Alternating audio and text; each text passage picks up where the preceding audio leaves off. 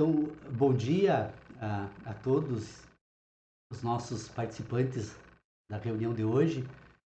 Quero inicialmente então saudar a participação aí do nosso confrade, o mais novo confrade, Diego Schuster, um membro da academia e da advocacia previdenciária aí de muito destaque aí no nosso país, com muitos livros e obras escritas e palestras e conferências, né? Também saudar a participação do Alex Durães, que é uma liderança importante aqui de Santo Ângelo, mas que também, como todo o intelectual orgânico, ele também se prepara aí na academia, está fazendo um mestrado na Unijuí, tentando trabalhar com as ideias de Hannah Arendt e direitos sociais. Temos também a participação do nosso querido amigo Tércio Inácio Jung, que recentemente retornou aí de um doutorado na Alemanha, estuda Habermas e a questão da comunicação intersubjetiva. O Tércio participa já das reuniões do grupo de estudos há bastante tempo, eu acho que há uns 7 ou 8 anos, talvez um pouco mais. A minha colega Irene Kulakowski, esposa, companheira também, que sempre garantindo, aí o Dr. Pedro Osório nos dizia, quando a gente ficava um pouco preocupado, isso desde lá em 2006, quando criamos o grupo de estudos, que a reunião só não sairia quando comparecesse apenas uma única pessoa. Ele, né, portanto, ele sempre estava presente, a Irene também sempre presente, então a gente conseguiu fazer um grupo de estudos, manter uma regularidade de reuniões por 10 anos, em que nós talvez tenhamos deixado de realizar 2 ou 3 reuniões no máximo nesse período de 10 anos. E as reuniões aconteciam aos sábados, iniciava exatamente às 10 horas e encerrava ainda muito mais exatamente às 11.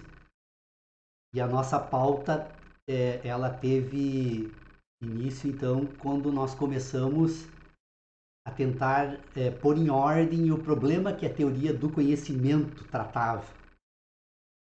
E isso iniciou então em 4 de abril de 2006, quando o Dr. Pedro Osório fez uma fala no grupo de estudos, tratando então de Heráclito a Saussure, né? Ou seja, ele iniciando então da pergunta, né, inicial lá a respeito do universo e tentando tratar das questões aí no âmbito da linguagem. E a fala do Dr. Pedro Osório, reconhecido por ele, isso, só fazendo um registro, então já que temos 2 membros novos no grupo, é importante falar um pouco sobre isso. E a fala do Dr. Pedro Osório, e ele mesmo reconheceu ao final da sua fala que, embora ele tendo dedicado, à época ele estava com 80 anos, a vida toda a tratar da teoria do conhecimento, ele ainda não saberia nos responder de forma adequada o que ele andava realmente buscando. Porque ele registrava a seguinte indagação, e foi com ela que nós iniciamos então o grupo de estudos. Se era possível conhecer algo. A filosofia sempre se perguntou o que o homem tratava quando buscava então fazer aquilo que ele denominava de conhecer, tentava conhecer algo. Então essa foi a questão inicial tratada no nosso grupo de estudos. E então nós acrescentamos à época, isso em 2006, 2 perguntas que se seguiam a essa. Então, se era possível conhecer. Então, a segunda era até onde era possível conhecer algo. E, por fim, então, a terceira pergunta era como conhecíamos. Percebam, então, esses 3 momentos de ordenação das reuniões do grupo de estudos. Com o tempo, percebemos que essa questão já estava absolutamente resolvida no âmbito da filosofia de escola e filosofia acadêmica, e basicamente onde ela havia sido tratada até então.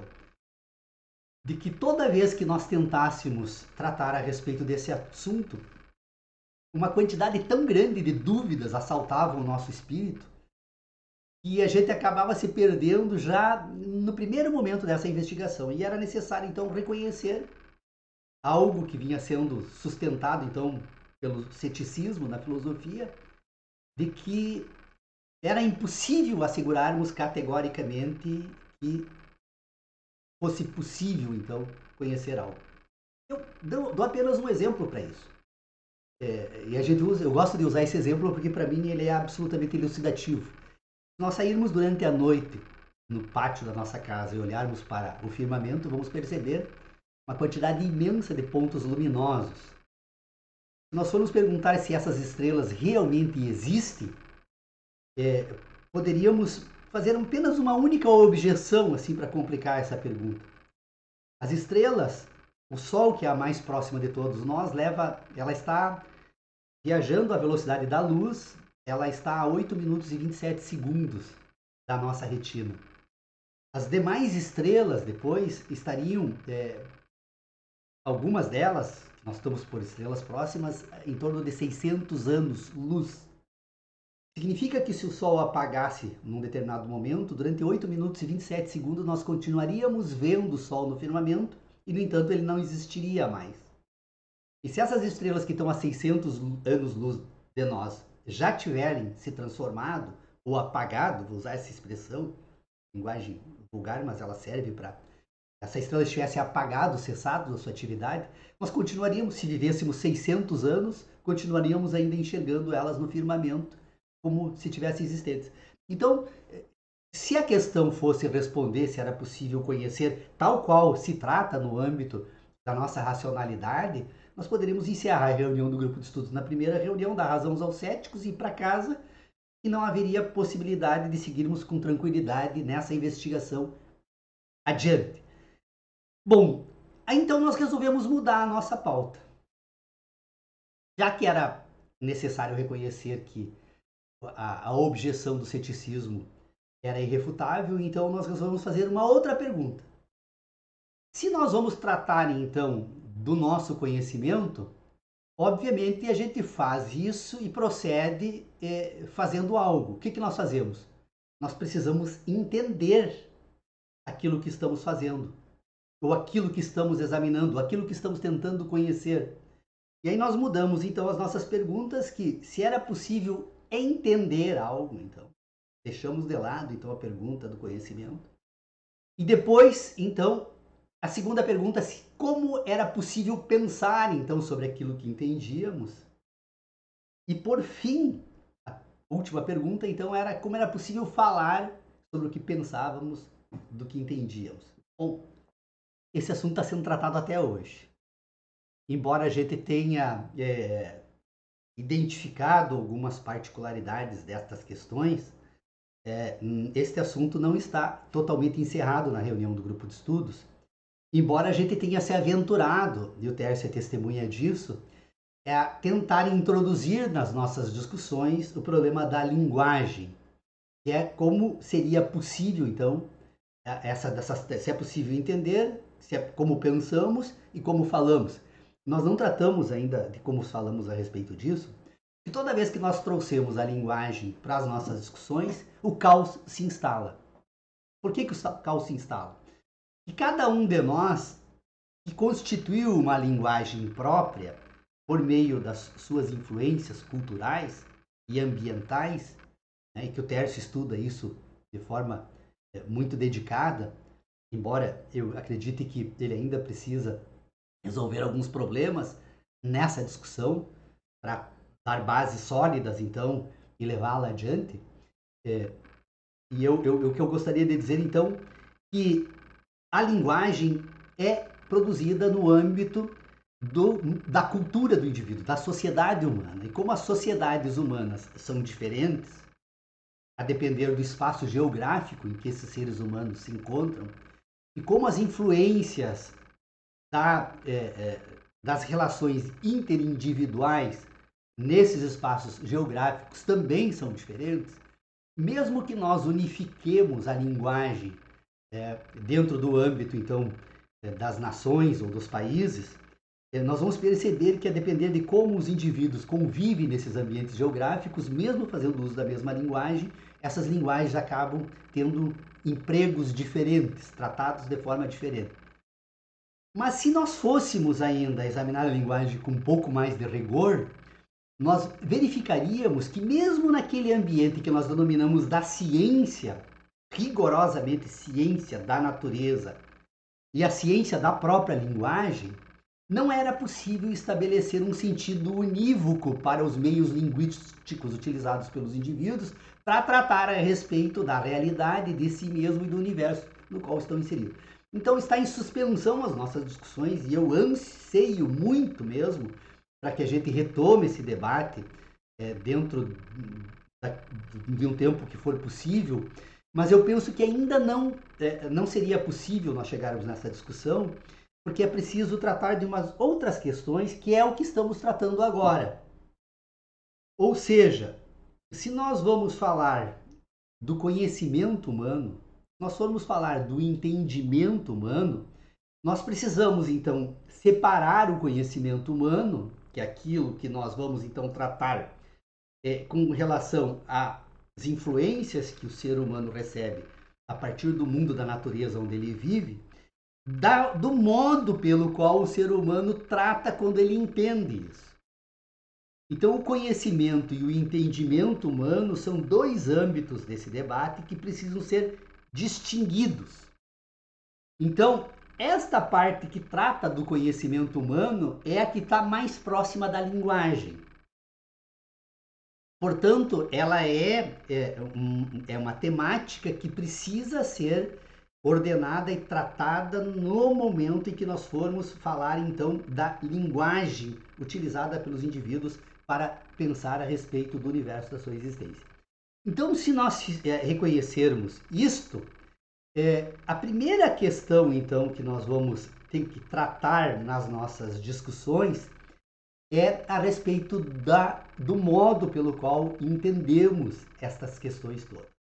Eu fiz essa pequena divagação, né, breve a respeito do problema, para dizer o seguinte: eu estou publicando agora, nesta semana, algumas anotações que eu fiz, é um texto extremamente sintético e breve, tem apenas 6 páginas, para pôr em ordem, então, esta questão que tem o propósito de tratar com essa questão que diz respeito ao entendimento humano. Por quê? Porque se efetivamente, né, o problema detectado pelo Dr. Pedro Osório e por todos nós durante todo esse tempo nas reuniões do grupo de estudos, e olha, esse tempo agora já não se passaram apenas 10 anos, nós estamos agora completando neste ano 15 anos da Constituição e da criação do grupo de estudos, que se mantém reunido com regularidade, não tanto quanto nos 10 primeiros anos, mas a gente nunca encerrou definitivamente as nossas atividades. Então, se nós estamos há 15 anos tentando pôr em ordem esse debate para tentar encontrar um ponto de partida dessa discussão, esse texto, então, tem esse propósito. Vocês tiveram tempo de dar uma olhada e uma examinada nesse texto, vocês vão perceber que ele busca, então, um ponto de partida para o debate que a filosofia precisa fazer a respeito do entendimento e da capacidade do ser humano de conhecer. Então, nesse texto, o que foi apresentado, então, como proposta de ponto de partida é um reconhecimento. Primeiro, se nós vamos tratar de algo, nós precisamos saber exatamente o que está sendo tratado por todos nós. Nós estamos tratando, modestamente, estamos tratando do universo, da objetividade, daquilo que nós estamos reconhecendo que existe e no qual nós fazemos parte, estamos inseridos. Então, o universo, para a filosofia, poderia ser tratado de que modo? O universo é matéria. Tudo que nós temos no âmbito do universo é constituído por matéria. Bom, a segunda questão que nós precisamos reconhecer nesse universo é que tudo se move. Não existe absolutamente nada no universo que esteja num ponto fixo no espaço, que não esteja em movimento. Da Terra, as estrelas, as galáxias, tudo é movimento. E a terceira questão que nós temos que reconhecer nesse universo, então, é que tudo se transforma. A pergunta de Heráclito, então, né? Tudo se transforma. A constatação de Heráclito, aliás, é de que tudo se transforma. Então, nós temos o universo como matéria, movimento e mutação. Bom, a segunda questão, se nós admitirmos, e eu acredito que cético nenhum vai negar a existência do universo, porque daí, então, nós efetivamente não teríamos absolutamente razão de tentar tratar desse assunto, né? Então, nós encontramos algo que os céticos não vão poder refutar.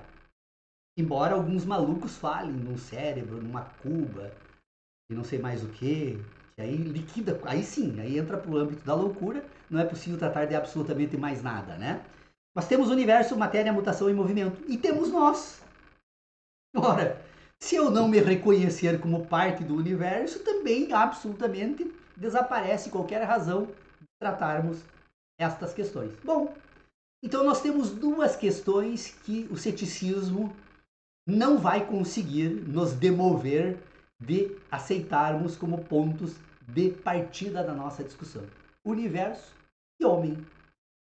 Universo, matéria, mutação e movimento, e homem, então, um sistema de inteligência orientado por sensações. Porque o homem só trata do universo porque ele sente a existência do universo. E de que modo o homem sente a existência do universo? Ele vê, porque ele sente o gosto, porque ele olfata, porque ele ouve e porque ele apalpa. Ou seja, esse universo que existe se comunica com o ser humano por meio dos sentidos. Então, universo como matéria, mutação e movimento, e homem como um sistema de inteligência orientado por sensações. Pois bem, qual o próximo ponto, então, a ser tratado nesta questão para podermos seguir adiante com um mínimo de ordem? De que modo o ser humano que é orientado por sensações se comunica com o universo fenomênico? Porque o universo fenomênico, na medida em que se move, se transforma, produz fenômenos. E ao produzir fenômenos, esses fenômenos se imprimem no organismo humano por meio das sensações. Então, tem certos fenômenos que se apresentam na forma luminosa, tem certos fenômenos que se apresentam na forma auditiva, olfativa, gustativa e tátil. Mas o universo, para o ser humano, são impressões produzidas por meio das sensações. E o ser humano, então, de que modo ele procede a partir daí? Se o universo se imprime por meio das sensações, o ser humano produz memórias do universo. Ao ser impresso, produz memórias. Essas memórias, então, para não ficar como algo etéreo, metafísico, absolutamente sem uma posição que possamos encontrá-lo quando voltarmos a tratar desse assunto, estas memórias são sínteses das impressões. Ou seja, quando o universo se imprime no organismo humano, o organismo humano, que é um sistema de inteligência natural, então produz sínteses dessas impressões. Estas sínteses, então, constituem memórias do universo fenomênico. Então, vocês percebam que o ser humano é um sistema de inteligência orientado por sensações que se relaciona com o universo fenomênico, porque o universo fenomênico, por meio dos processos, então, se imprime no organismo, o organismo produz sínteses, as sínteses, então, constituem um sistema de memórias. Estas memórias, então, elas são cumulativas. O ser humano, desde que é concebido, isso seja, muito antes do desenvolvimento da sua racionalidade, ele passa a sofrer interações com esse universo fenomênico, e esse universo fenomênico se imprime, inclusive, no período em que o ser humano está sendo constituído na sua fase fetal. Ele nasce, continua sendo impresso, ele se desenvolve na primeira fase da sua vida, continua sendo impresso pelo universo fenomênico. Num determinado momento, Estas impressões se repetem, se repetem, se repetem, se repetem, se repetem, impressões, sínteses, que são memórias, memórias, memórias, memórias. Num determinado momento, o sistema de inteligência se volta para esse conjunto de memórias e percebe que aquelas memórias que ele tem, se ele se orientar por elas, ele vai encontrar agora no âmbito da natureza a possibilidade daqueles fatos registrados nas memórias se repetirem. E ele desenvolve então um sistema de inteligência que vai permitir então agir, a se movimentar, a se alimentar, a buscar alimentos, a sobreviver nesse ambiente da natureza. Então vocês percebam, a primeira questão que precisa ser colocada em ordem nesses nossos debates é o fato da natureza se imprimir, o organismo produzir sínteses, estas sínteses constituírem memórias, essas memórias se acumularem no curso da existência do indivíduo. Num determinado momento, esse sistema de inteligência volta para si mesmo, põe em ordem essas memórias e percebe que ao ordenar essas memórias, ele vai encontrar a possibilidade de que, de acordo com as memórias ordenadas, os fatos que constam dessas memórias podem ser verificados no âmbito da natureza na qual ele existe. Então, essa é a questão que está sendo tratada nesse texto, o sistema heptanimal. A questão é que nesse texto eu ainda introduzo mais duas outras ideias para somar, então, a esse sistema de impressões e sínteses, que são as relações de inteligência com a qual nós estamos tratando, que é a existência no organismo humano, de um sistema de inteligência endógeno. Ou seja, além desses 5 sentidos que nós recebemos por meio das sensações, o organismo humano possui outros 2 sentidos que são os responsáveis pela existência da vida humana. Que sentidos são esses? Sentido de sobrevivência e de reprodução. O organismo humano é um sistema de inteligência que nasce programado pela natureza para que esse organismo consiga se comportar no âmbito da fenomenologia ou do mundo da natureza de modo a sobreviver a qualquer custo. Então nós somos programados. E somos tão bem programados que se nós produzirmos um corte na nossa pele, independentemente de qualquer instrução racional para o nosso organismo, imediatamente ele sabe o que fazer para recompor esse ferimento e recuperar o ferimento, porque ele está programado a um sistema de inteligência natural que vai permitir, então, que ele saiba fazer isso.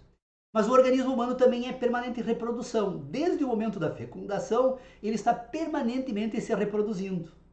Ele se reproduz endogenamente, de modo a produzir órgãos, desenvolver órgãos, e num determinado momento, inclusive, essa reprodução ela adquire um determinado nível, né, de sofisticação, que o organismo consegue se reunir com outros organismos e se projetar para fora de si mesmo, produzindo uma cópia de si mesmo, que é a reprodução orgânica, então, que se dá pela fecundação, né? Então vocês percebam que nós temos 2 sentidos endógenos. E uma questão que eu introduzi aqui nesse texto, então, é uma demonstração que eu tento fazer a partir da ideia de matriz matemática. Ou seja, de que forma essas memórias exógenas e endógenas são ordenadas. Estas memórias endógenas, então, as de sobrevivência e reprodução, elas se comportariam tal qual uma matriz matemática. Toda vez que o organismo recebe informações do mundo da natureza, então, ele distribui estas informações no plano espacial, ou seja, essas informações no espaço, ele introduz, então, num plano horizontal dessa matriz. A matriz, então, todos os sentidos recebidos pelo organismo do universo fenomênico são ordenadas no espaço. Depois, essas informações, elas obedecem uma cronologia. Todos os fatos que acontecem no mundo da natureza, ele tem um antecedente e um consequente. Ele tem um momento anterior e um posterior, ele tem um ciclo. Então, há uma cronologia nos fenômenos da natureza. Então, isso seria a parte vertical da matriz. Ou seja, as informações são colocadas em ordem no espaço, depois elas são colocadas em ordem no tempo, uma depois da outra, de modo então a ordenar o tempo e o espaço. E o sistema de inteligência, fazendo uso então dessas categorias de sobrevivência e reprodução, ele ordena essas matrizes e passa então instruções racionais para o organismo adotar comportamentos e ações. Eu já disse isso numa reunião anterior, eu quero repetir hoje.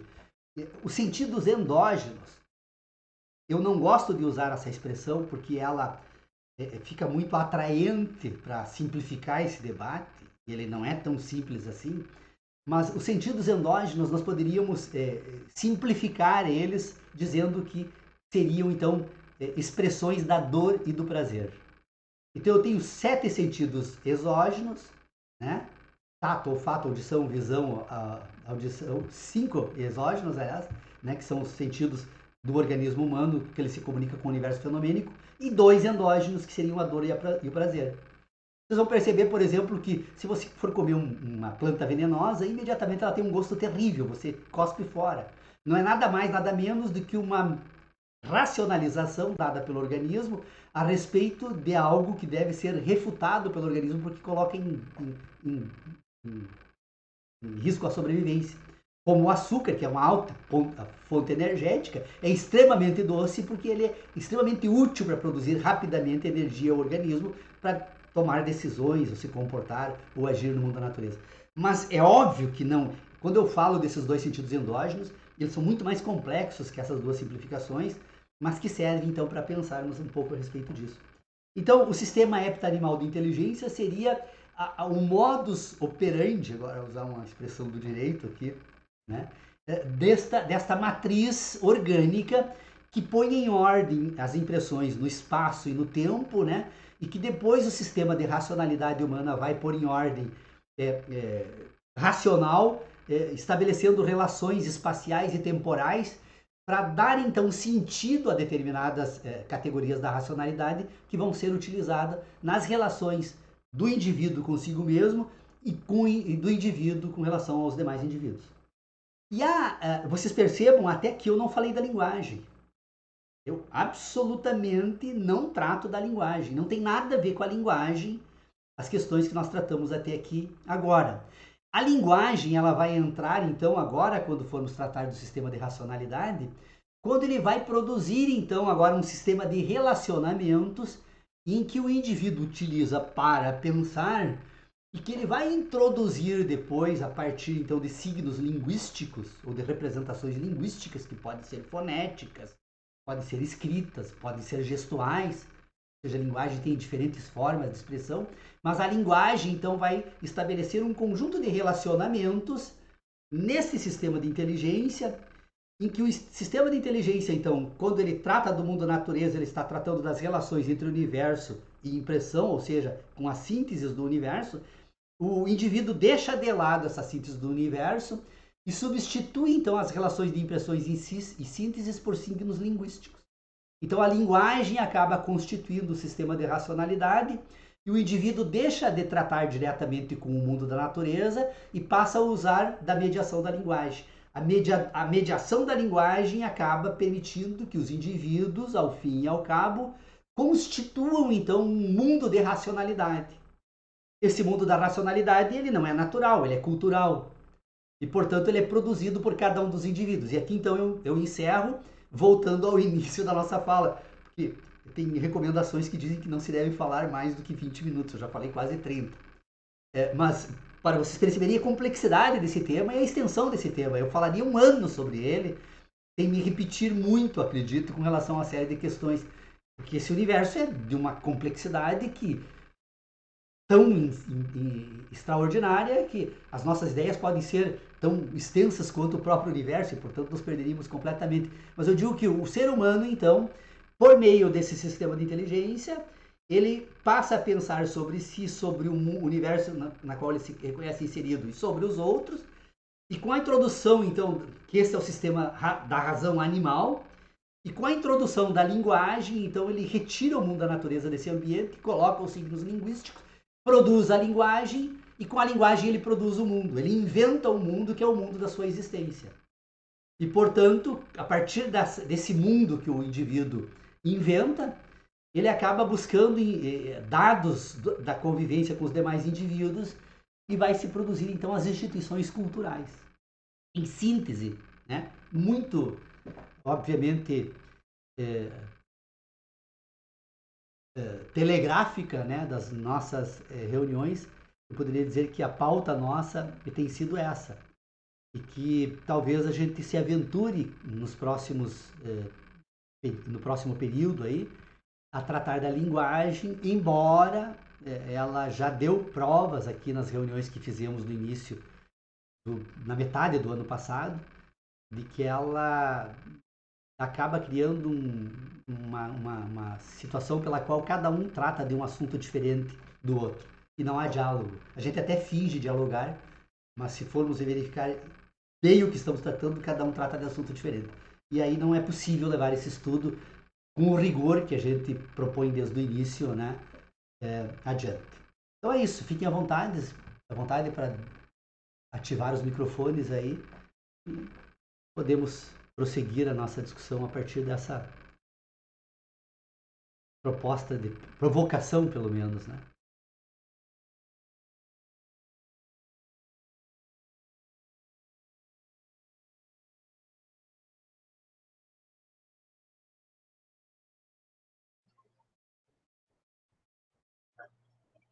Paulo, tá me ouvindo bem? Sim, sim. Tá dando um pouco de eco, eu acho o microfone de ouvido fica melhor.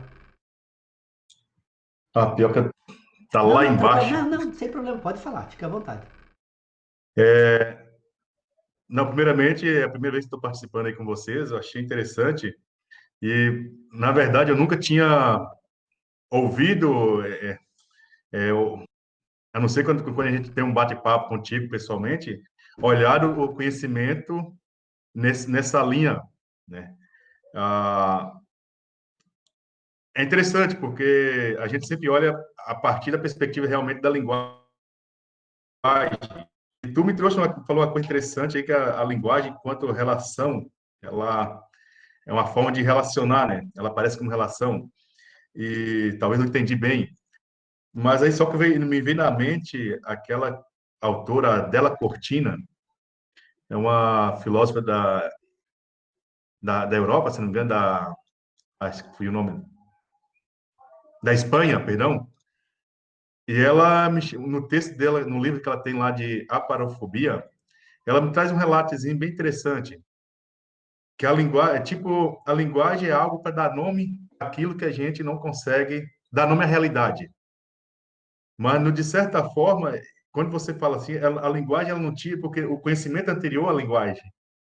Aí ela só fala o seguinte: a parofobia é aquele conceito que ela criou para dar nome à realidade de fobia contra os pobres, né? Então, ela conceituou uma realidade no conceito, que é a própria linguagem. E, nesse sentido, o conhecimento praticamente vem lá atrás, expressa pela linguagem. Não sei se eu entendi, mas achei interessante. Eu não sei se foi essa linha de raciocínio, mas Sim, Alex, na verdade, a abordagem que precisa ser feita da linguagem nas nossas discussões, nos nossos debates, eu penso, né, é tentar entender quais são os processos lógicos e racionais e materiais da linguagem. Porque a linguagem ela é um sistema vetorial. Por que ela é um sistema vetorial? Porque a expressão linguística, então, ela tem uma parte dela que aponta para o mundo da natureza, para um fato, então, que buscaria matéria no mundo da natureza, que são relações, então, destas impressões com sínteses, e um outro momento da linguagem, ela estabelece uma imputação. Ou seja, ela vai estabelecer uma consequência para essa expressão, para essa matéria da linguagem. Então, a linguagem aponta o mundo da natureza, que é o dado que dá sentido a ela. Depois ela estabelece uma imputação e é o dado cultural que o indivíduo dá sentido, então, a essa expressão linguística, né? Então ela tem esses dois momentos. Quando você trata dessa questão, é um problema da história dos indivíduos. Por quê? Porque quando o indivíduo faz uso da linguagem, essa linguagem, na medida em que ela estabelece uma relação vetorial entre o mundo da natureza e o mundo racional das ideias, né, ela permite então que o indivíduo passe a constituir um sistema de ideias a respeito do mundo da natureza. Ora, o indivíduo que não tem experiências, né, como você diz, as pessoas que não reconhecem ou que desprezam a pobreza, elas fazem isso porque neste mundo que ela produziu, a partir das imputações que ela estabelece, ela não tem dados da natureza, não tem dados materiais, a não ser preconceitos. Ou seja, que não tem matéria, são produzidos unicamente por meio da cultura. Porque o indivíduo inventa o mundo. O mundo em que nós vivemos, ele não é um mundo real, sob o ponto de vista racional. Eu mesmo perguntaria para vocês, o que é a tua casa? Você me diria, óbvio, se eu não consigo dizer o que é a minha casa, quem mais conseguiria dizer? Aí eu faria a segunda pergunta, você conhece a tua casa? A pessoa dizia, óbvio que conheço. Então me diz exatamente agora o que tem dentro da porta, em cima da porta da tua sala, do teu quarto. Ou seja, na verdade nós criamos, nesta nossa racionalidade, um conjunto de caracteres de um objeto que nós chamamos de nossa casa, mas que não passa de uma simplificação no âmbito das nossas ideias a respeito da objetividade da casa. Ela é de uma complexidade tão séria que a gente tem dificuldade de descrever uma ação de uma pessoa quando vai buscar algo dentro de uma gaveta. Se eu não consigo orientar racionalmente por meio da linguagem uma ação em face de uma gaveta, para que alguém possa pegar absolutamente algo que se encontra dentro daquela gaveta, é porque, na verdade, eu não tenho no meu âmbito da racionalidade um arquétipo perfeito da minha casa. E se eu não tenho, imagine os demais indivíduos. Eu estou falando apenas de um único objeto, então nós simplificamos. Nós inventamos ideias a respeito nossa, inventamos ideias ao nosso respeito, nós inventamos ideias a respeito do ambiente onde nós vivemos, das pessoas e dos papéis que as pessoas ocupam no ambiente em que vivemos. Depois nós inventamos algo a respeito da sociedade humana na qual nós estamos inseridos, da cidade, do país, do estado, da nação e do mundo. E por que as pessoas hoje acreditam que a Terra é plana? Elas não estão sendo desonestas. Elas estão dizendo em algo que elas acreditam com todas as suas convicções, mas que foi produzida unicamente pela linguagem. Se você for dialogar com essas pessoas, você vai perceber que dessa relação bivetorial da linguagem, ela só tem a imputação. Ela não tem a matéria. Falta essa comunicação comum da natureza. Foi suprimido. Então o indivíduo, isso é o modo pelo qual as ideologias produzem sistema de ideias que enlouquecem as pessoas. Porque se o ser humano inventa um mundo para viver, vocês imaginem o que aconteceria se uma outra pessoa se introduzisse nesse nosso mundo e passasse a determinar imputações a respeito da linguagem e as nossas ideias. E nos obrigasse, por meio também da linguagem, a abrir mão dessa verificação, deste outro momento do sistema vetorial que se comunica com o mundo natural, que daria fundamento às nossas ideias, ou à própria linguagem, né? Então, a questão é muito interessante, esse debate sobre linguagem é extremamente interessante, e obviamente que eu estou simplificando absolutamente o máximo, né, essa questão, porque para tratar da linguagem, nós teríamos que retomar toda essa discussão que nós fizemos aqui hoje, para partir de outros pressupostos. Quais são esses outros pressupostos? Primeiro, se nós pensamos, aliás, se nós entendemos, entendimento é natural. Quando nós falamos em entendimento, o entendimento, em certo sentido, é igual em todos os seres vivos, especialmente entre os animais. Então, essa racionalidade animal, todos nós temos ela do mesmo modo. O problema é que nós constituímos no curso desse processo de desenvolvimento da nossa racionalidade, nós vamos constituir um sistema de racionalidade cultural ou histórica. Eu precisaria também introduzir no debate, e pretendo fazer um outro dia com mais tempo, uma outra perspectiva que nós podemos tomar quando formos tratar deste assunto, e é necessária, e ela vai ter que ser tratada, que é a noção de ancestralidade, de espiritualidade no sistema de racionalidade humana. A ancestralidade do indivíduo é aquela parte do seu sistema racional que ele comunica com a Terra. Se nós formos voltar para os nossos sentidos e formos buscar fundamentos à nossa existência, rapidamente nós chegamos à natureza, chegamos à Terra, chegamos ao planeta. Então isso nos vincula com todo um sistema de inteligência que é orientado pelos nossos sentidos. Quando nós formos tratar da racionalidade cultural, historicidade, nós vamos verificar que a historicidade é o momento em que a racionalidade nos retira do mundo da natureza, nos coloca no mundo cultural para inventarmos então o mundo da nossa existência. A historicidade te colocar um lugar na história, não mais no planeta. Então vai te dar um papel histórico aos teus antepassados para estabelecer uma perspectiva de futuro. Então, enquanto nós tratamos da ancestralidade como o retorno ao âmbito dos sentidos humanos, nós tratamos com a historicidade para tratar no âmbito da produção de um sistema de ideias. Bom, esta questão, então, da linguagem, ela só existe no âmbito das ideias.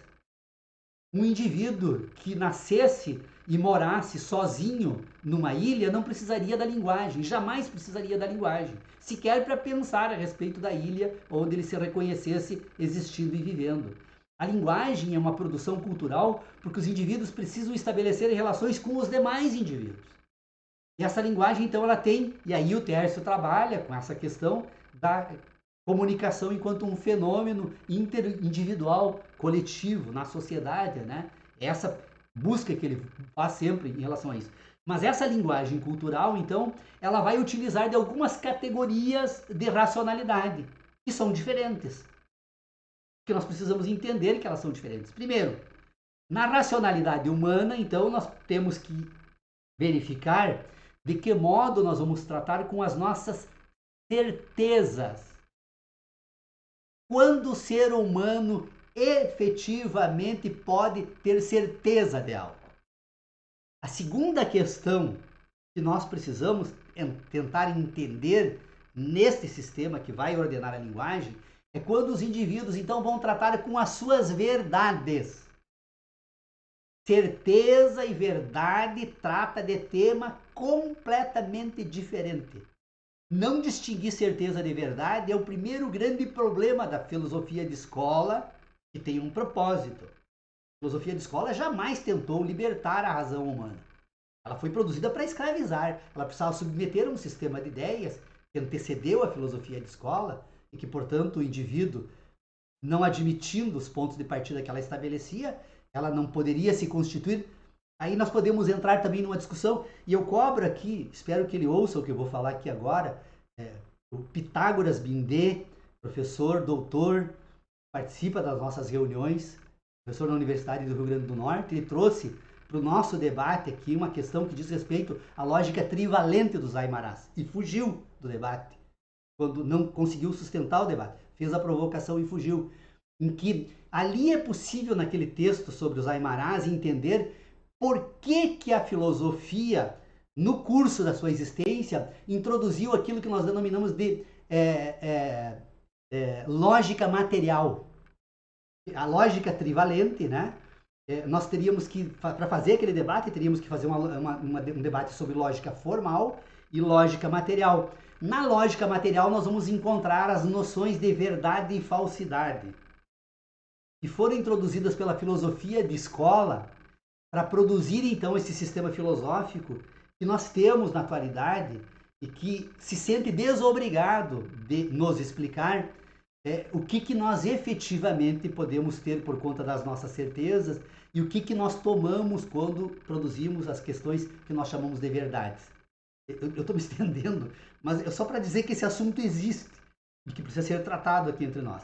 Então, certeza, verdade e crença. A crença é, então, onde todo o sistema filosófico, né, usar uma figura de linguagem aqui, então já que nós falamos de linguagem, nada de braçadas. Porque boa parte, nós primeiro precisamos, então, distinguir no âmbito da filosofia certezas e crenças. Não é difícil. É extremamente fácil fazer essa distinção entre certezas e crenças. Depois nós precisamos, então, distinguir na filosofia como o ser humano trata, então, com as suas verdades. Então, esses três momentos, eles precisam ser colocados em ordem para tratar da linguagem. E por que nós paramos de examinar a linguagem nas reuniões do grupo de estudos? Porque não é possível seguir adiante. Porque quando a gente faz os debates no grupo de estudos, a mim me parece, eu não sei se é consenso aos membros do grupo de estudos, a mim me parece Quando nós introduzimos a linguagem no grupo de estudos, as pessoas dizem que entenderam, examinamos então, certeza, crenças, verdades, crenças, as crenças empíricas fundadas e as crenças empíricas infundadas. Aí todo mundo diz, não, perfeito, agora deu para entender, vamos para a linguagem. Aí, ao fazer uso das categorias que a linguagem precisa fazer uso, imediatamente transparece que esse assunto não está resolvido. Então, por isso que voltamos para o ponto de partida. Essa discussão sobre o sistema epitanimal de inteligência é um esforço, pelo menos da minha parte, né, muito intenso, que eu tento fazer aqui, para chamar a atenção da necessidade que nós temos de distinguir aquilo que nós sentimos daquilo que nós pensamos. É impossível eu confundir sensação com pensamento. Ora, é impossível eu confundir a luz do sol que arde na minha pele das ideias que eu produzo a partir da luz do sol. E, infelizmente, é uma questão quase que impossível nas nossas discussões. Então, a função do nosso grupo de estudos, ela não tem nenhuma função de ensinar nada a ninguém. Eu não vim aqui para ensinar nada, porque isso é impossível. Jamais a gente ensina algo a alguém. A função do grupo de estudo é provocar-nos a todos a pensarmos sobre esses temas. Então, quando eu falo disso, eu não estou querendo ensinar absolutamente nada a ninguém. Eu estou dizendo o seguinte: primeiro, precisamos nos dar por conta que nós partimos de um pressuposto equivocado. Que pressuposto equivocado é esse? Eu, infelizmente, quando fui submetido ao processo civilizatório, o processo civilizatório exige esse preço, o processo civilizatório me retirou do mundo da natureza, me arrancou do mundo da natureza, me inseriu no mundo da história e matou o meu espírito. O processo civilizatório mata o espírito humano. Porque o que é o espírito humano? O espírito humano é o canal que o sistema, que o organismo utiliza para se conectar ao mundo da natureza.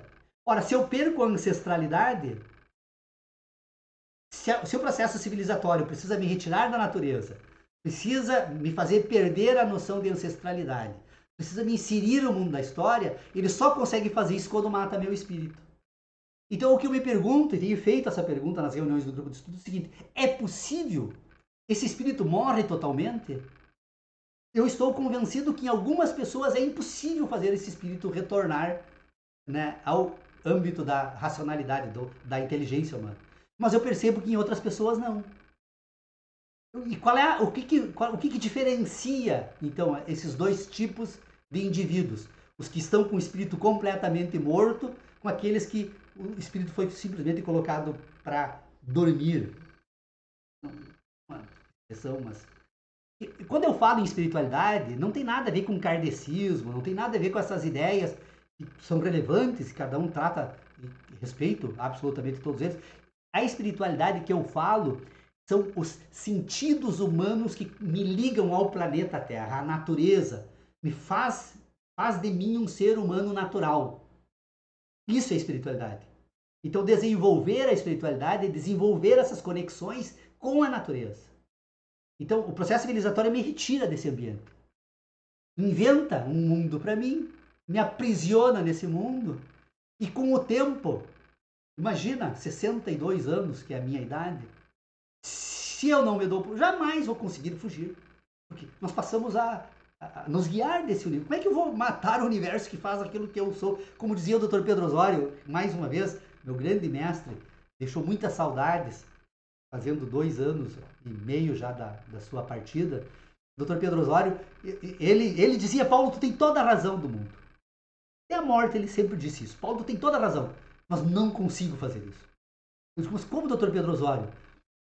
Porque o método é o método que René Descartes utilizou lá no discurso sobre o método, né? Ele dizia o seguinte: para constituir um sistema filosófico que me permita entender aquilo que eu posso ter por certeza, eu preciso remover, então, das minhas convicções, das minhas ideias, tudo que eu não tenha certeza. Aí o Dr. Pedro Osório disse: Paulo, se eu fizer isso, eu me jogo fora, não sobra nada. Ele dizia isso, eu achava muito engraçado, muito bonita até a sinceridade. Não consigo, se Se eu começo a descartar tudo aquilo que eu duvido, no final não sobra nada. E aí eu dizia para ele, não, doutor Pedro Osório, sobra. O senhor é que não quer admitir, sobra as suas ideias. Porque se eu posso duvidar de tudo, eu não posso. Essa é a resposta de Descartes. Né? Se eu posso duvidar de tudo, de uma coisa pelo menos eu tenho certeza. Que eu penso. Porque eu só consigo duvidar porque penso. Se eu não pensasse, eu não duvidava. Então eu penso. Então qual é a certeza humana? É que eu penso. O que quer pensar? É relacionar. O que é pensar com inteligência? É relacionar em ordem. Como é que eu estabeleço essas relações? Primeiro, das relações com as relações. Depois, das relações com os meus sentidos e o universo fenomênico. Ora, é possível falar de um ambiente da mais absoluta certeza? É matemática. Existe uma certeza maior do que as razões matemáticas? Todas elas são absolutamente iguais em todos os indivíduos, em todas as épocas, em todas as partes do universo, portanto, nós temos uma certeza absoluta, prova da existência da certeza absoluta, não apenas que eu penso, mas quando eu penso matematicamente, eu penso exatamente igual a todos os demais que também pensam matematicamente.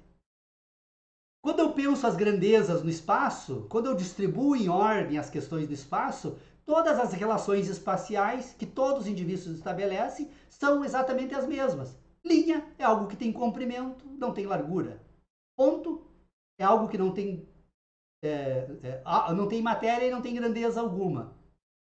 Superfície é algo que tem comprimento e tem largura. Pergunta o seguinte: se nós formos pensar sobre ponto, linha e superfície, alguém pensaria de modo diferente? Impossível. Todos os seres humanos pensam exatamente iguais. Então eu tenho dois planos. Eu tenho agora um plano espacial para pôr o sistema de inteligência em ordem, que é uma certeza, e eu tenho um sistema cronológico, que também é um sistema em ordem. Então, se eu distribuo os dados que eu trato no espaço e no tempo, eu tenho pelo menos uma referência dentro do meu ambiente de certezas para tentar pôr em ordem esse ambiente caótico que é o mundo da natureza em que eu existo e que me reconheço pensando. Então, basicamente, vocês percebam, eu estou tratando hoje, aproveitando então a retomada das discussões do meu querido amigo Tércio, que retorna aos nossos debates, e ao Diego e ao Alex também, e a Irene, que é a minha escudeira número 1, aí, fiel companheira aí para garantir o quórum das reuniões. Então, aproveitando, eu acabei fazendo assim, não apenas uma demonstração do problema que nós estamos enredados, como também esse tema que está sendo tratado nesse texto que eu passei a todos, e que eu devo encaminhar para publicação, embora ele está disponível. Eu tenho um blog que se chama blogspot.com, estudosinteligência.blogspot.com. Ali eu publico vários textos, está ali ele, mas para tornar público eu ainda vou esperar receber a revisão da professora Carmen. Então, e por fim, então, essa discussão sobre certeza, verdade e crença, né, que é o fundamento da discussão sobre linguagem, que eu estou ansioso para retomarmos, mas que tenho notado assim uma dificuldade imensa assim de fazer essa discussão em ordem entre nós, enquanto não for retomado, pago o resgate e trazido de volta ao nosso espírito, de modo a permitir que a gente consiga entender quando nós estamos pensando e quando nós estamos sentindo quando falamos do mundo da natureza.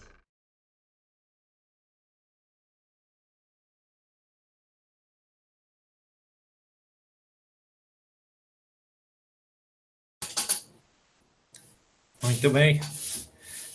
Mas Paulo, eu acho que falta uma questão, assim como em toda a filosofia, ou na filosofia em geral, né? E é sobre isso que eu ando me debruçando ultimamente, né? Que é a questão dos sentimentos no sentido afetivo, né? Dos nossos afetos. Como pensamos, o que pensamos, né? Como pensamos, isso você resolve de uma maneira, né? Essa tua teoria é esplêndida, né? Muito, muito boa, né? Construída, né? Ao longo desse tempo, desses 15 anos, né? Mas, para mim, como diria o Marx, né? tem a infraestrutura e a superestrutura, né? Claro que ele se referia, né, ao mundo do trabalho, mas eu digo que tem a infraestrutura humana, que é a base, né? E para mim são os afetos, né? Nós agimos a partir dos afetos, são os afetos, né? É a afetividade que nos move, né?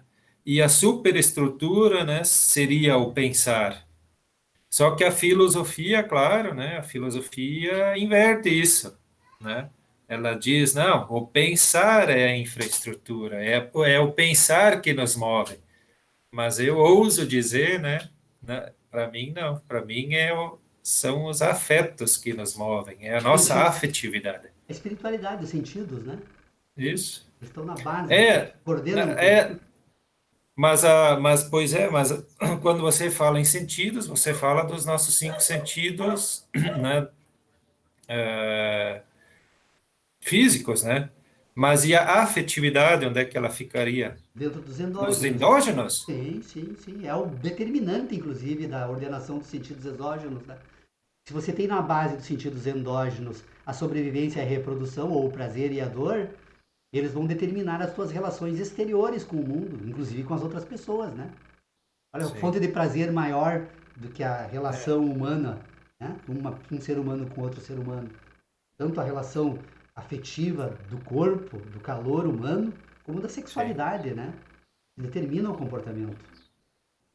Mas então eu sugiro, né, humildemente, que você destaque essa questão um pouco mais, né, dos afetos, né, dentro então dos endógenos, porque a princípio assim, que nem nessa 1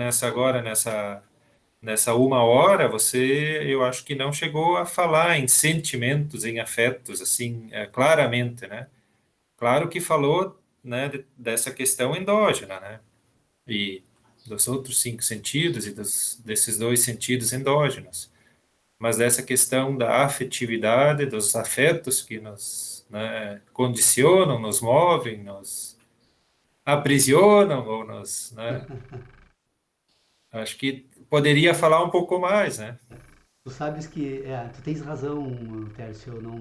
Só que aí entraria a psicanálise comportamental, né? Então, eu acho que a gente já tem uma pauta tão extensa e introduzir um outro Sim, tema daria uma dificuldade adicional. Por enquanto, talvez não fosse necessária, mas não tiro a virtude da preocupação tua. Ela é sim, pertinente, sem dúvida. Mas sim. Porque daí você trata, né, desse ser humano que pensa, né, mas que aí, Tércio, sente. mas aí nós introduziríamos duas outras questões que também eu tenho tratado. Eu, aliás, no canal do grupo de estudos, eu até tenho uns videozinhos que eu fiz ali sobre isso, de 4 minutos ou 10, só com os pontos para serem tratados para pensar sobre isso. Que é como nós vamos tratar, então, das ideologias, da ideologia, da política e da moral no sistema de racionalidade, que trata, então, agora da linguagem e da ação humana, né? Porque a ideologia, a moral e a política, né, elas se comunicam, ou da ciência, né, inclusive. Aliás, eu tenho um texto que eu escrevi sobre ciência e conhecimento, em que eu tento destacar um pouco essas duas questões. Ciência e ideologia, em certo sentido, tratam dos mesmos temas. Alguém se escandaliza, mas como, Paulo, que tu coloca ciência e ideologia no mesmo âmbito? Eu coloco porque são um sistema de ideias. E a ciência da natureza, por mais rigorosas que elas sejam, elas estão permanentemente sendo retificadas com novas descobertas. Portanto, elas não eram uma ciência tão rigorosa, era apenas uma ideologia mais sofisticada da natureza, né? Então, filosofia, ciência, ideologia, a política, então, como a instância intersubjetiva, social e política que leva à dominação. O fim da política é dominar o outro, né? O ser humano nasce programado para dominar a natureza e o outro. É a cultura que vai interditar, de certo modo, isso, ou a violência, né? Agora, se não havendo violência e nem instituições culturais, um ser humano domina completamente e imediatamente o outro. Isso tem entre pais e filhos, e aí imagina no restante da sociedade. E depois a moral. E aí é onde as ideologias deitam e rolam, né? inventam as maluquices mais diversas, né? A moral, na verdade, é um âmbito do indivíduo em que ele produz um sistema de ideias que não tem mais nenhuma obrigação com o mundo da natureza, né? Ela se relaciona unicamente com o transcendente. Aí, nesse mundo, o homem se reconhece imagem e criação de Deus, portanto, se eu sou imagem e criatura de Deus, eu sou Deus, em certo sentido. E aí, cujo fim é a vida eterna, né? Então, nesses dois pontos da moralidade, ele constitui a moral sexual, a moral individual, a moral coletiva, a moral social, e assim por diante, né?